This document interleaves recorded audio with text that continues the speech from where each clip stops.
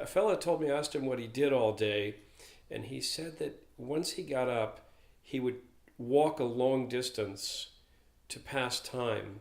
It was something that no one would understand about that life, about not having anywhere to go except waiting for the next place where you could get your necessity of life. And then there was another guy, I asked him where he was going later on in the day, and he had this story that took him all over the place. And I'll never forget, he spit in his hand, and he clapped his hands together, and he said he goes where the spit comes out. My name is Richard Corriea. After 35 years, I've been retired 2 years.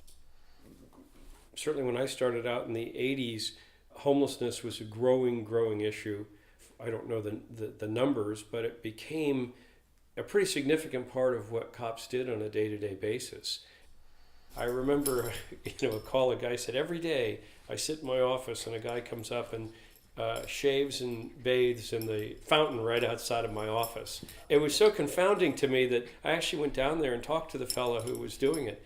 And he didn't really have an alternative for showering every day, but he needed to get clean. And you can't get past the basic necessities if you can't get yourself cleaned up. You're not getting a job anywhere.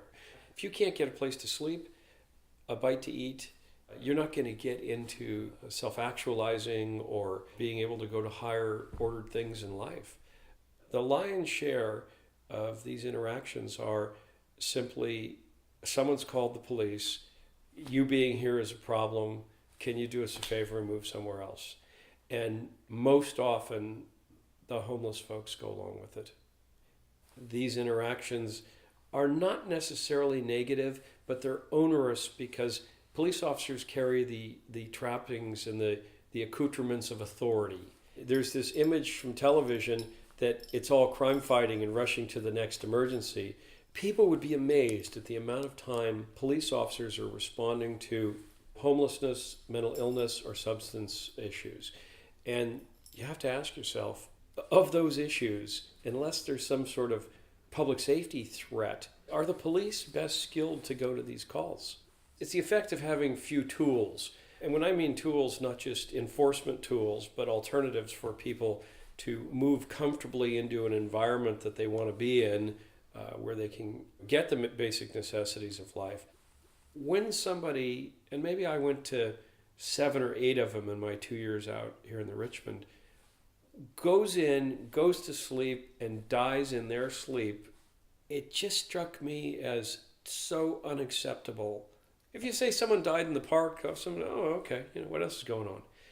It's different when you see that someone whose final days involved a can of tuna fish they got somewhere, and you have to wonder why in all the wealth in this country that people can still go into a park and die in the bushes. It's interesting, on Park Presidio right now, there's a shrine of sorts that's been set up to a homeless guy who died there. And I was on Nextdoor reading some of the commentary about this fellow Thomas who passed away just this week. All these comments about what a nice fellow he was, and he was a little ambassador in the neighborhood. And someone said, I met him 9 years ago when I moved to the area.